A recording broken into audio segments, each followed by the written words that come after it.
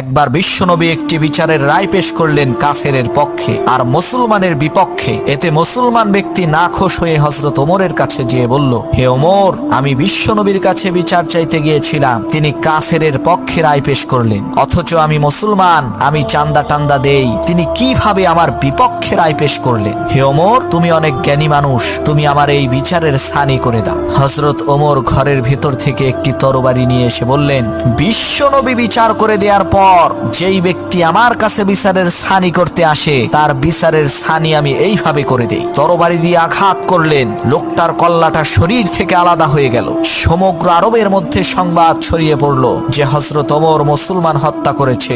বিশ্বনবীও চিন্তিত। এদিকে আরশে আজিম থেকে মহান আল্লাহ রব্বুল আলামিন হযরত ওমরের কাজে খুশি হয়ে গেলেন। তিনি পবিত্র কোরআনের আয়াত নাজিল করে বললেন, হে নবী, আপনার রবের কসম, এই ব্যক্তি মুমিন ছিল না, সে ছিল মুনাফিক।